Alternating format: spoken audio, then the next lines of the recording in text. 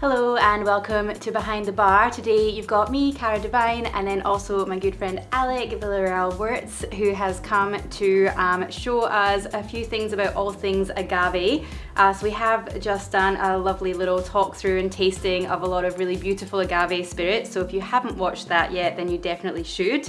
Alec owns a restaurant here in Melbourne called Taquito, which is absolutely amazing Mexican food and a great range of tequila, mezcal and so on, and also some very good cocktails. So he's very kindly agreed to talk us through their signature, which is the Taquitos. Taquitos. First things first, we are going to be making a margarita style cocktail. Alright, first thing I'm gonna do is I'm going to rim this beautiful glass with a little bit of worm salt. So is that as in actual worms? Actual worms, agave worms. These are worms that grow naturally in the agave plants.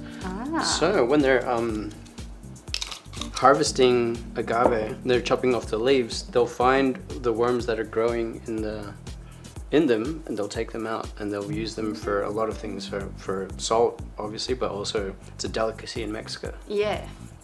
But Yum. also is a great little flavor combination that really brings out a lot of flavors in a cocktail. And some extra protein, I suppose. Definitely. Now I'm just gonna get a little bit of this juice out because we're gonna want maybe like 30 ml. Old school method. Yeah, I forgot to bring the elbow today again, so we're just, Alex really working harder than he probably thought he would have to today. And I guess the other thing that I did bring that what we're not making from scratch today is one of the main ingredients in this little cocktail. This is a little reduction of apricots with guajillo chilies and a little bit of chipotle chilies. This is just to really bring out, it brings a bit of heat and chili wise, but also brings a bit of fruitiness to the cocktail. Yeah, yum. Because often like just heat without adding that kind of extra fruity flavor is a little bit intense, whereas yeah, I definitely like things that combine the two. Have you noticed that like spicy margaritas are just have exploded? Like what's happening? It's gone crazy. We're doing more spicy margaritas now than classic margaritas, which I think is crazy.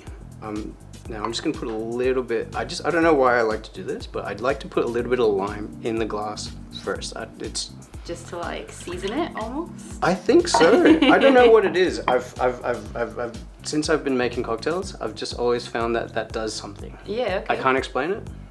I just do it. It's not always about science, you know? Sometimes it's just about the way that you feel. Yeah. Alright, let's get some ice in there. It's a really simple cocktail once you really get started. Just lime, mezcal, and the apricot mix. And that we're gonna do, let's do 60. Do you have any advice for the kind of mezcal you want to be using, or is it like... terms of mezcal for cocktails, I think you wouldn't want to go top shelf. Yeah. You want to go something that's sort of like mid-range. Yeah. And something that has a nice mezcal characters. Doesn't necessarily have to be a really smoky mezcal, but something that you can like tell that it's a mezcal, you know what I mean? Like those sort of like savory notes. At the restaurant we change it a lot as well. Yeah, okay. And it depends because the taquitos with the fruit that we use does also change. Yeah, so we might sometimes use something that's a little bit more smoky. Sometimes we even change the chilies that we use in the mix because some chilies are, guajillo and chipotle are chilies that have been dried and bring a bit of smoke to the cocktail. Yeah, cool. Because it's obviously something that I speak about a lot, where it's like you can just have a basic template. It's something that we do at Bomba a lot, where we just have a few things that just kind of work as a general, just general template, and then depending on what's in season or if there's like a particular spirit or something that we're really excited about, you can pretty much just substitute it in and it makes an entirely different drink, but you're not sort of coming up with entirely different recipes all the time. Just like, yeah, a good way to do it, I think. I agree.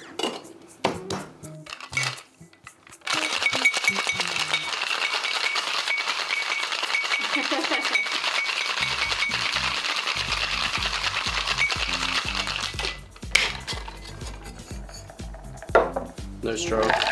But a little strainer for you. Let's go straight in. Yeah. I reckon. The old shake and dump. Shake and dump.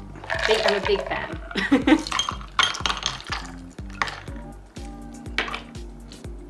Perfect. So this is a taquitos. Please. For me. Thank you. Want to get a little bit of worm salt in there. Mm-mm.